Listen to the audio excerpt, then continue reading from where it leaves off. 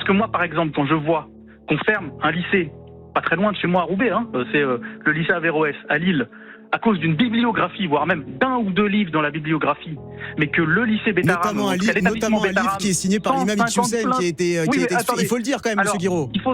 Mais d'accord, mais il faut savoir ce qu'on veut, c'est-à-dire moi, entre un livre dans une bibliothèque, une bibliographie, avec un livre, que vous pouvez d'ailleurs juger contestable, etc., mais il faudra encore me dire sur quoi. Mais à la limite, pourquoi pas, discutons-en. Mais on ferme, on rompt un contrat d'association sur la base d'une bibliographie, mais par contre l'établissement Bétarame, où il y a 150 plaintes pour viol et violences sexuelles sur des gamins, le lycée, l'établissement est encore ouvert. Et oui, je suis désolé, mais en fait, il y a une différence de traitement entre les musulmans et les autres. Comment on peut nier ça quand on voit cette... Et ça, c'est une politique, effectivement, islamophobe.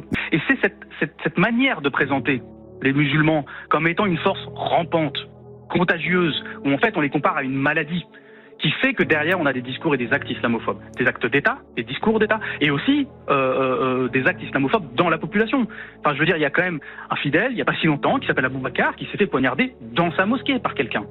Et c'est pour ça que je parle d'islamophobie d'État. C'est-à-dire que fut un temps où ces dispositions n'existaient pas et ça se passait pas trop mal.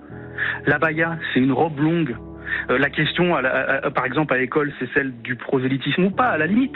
Mais une robe longue, vous légiférez sur des robes longues avec l'arbitraire extrêmement fort de quelqu'un qui va devoir décider de, selon la robe de la personne, est-ce qu'elle est musulmane ou pas, et donc participer aussi à cette construction de la figure musulmane qui s'oppose. Et après, vous allez vous plaindre quand on interdit la baya à l'école, mais en fait qu'on interdit parfois à des jeunes femmes, ou des jeunes élèves plutôt, parce qu'elles sont rarement majeures, à des jeunes élèves de porter des robes longues et de se sentir refoulés d'un établissement. Vous allez vous plaindre qu'ils vont dans des établissements privés.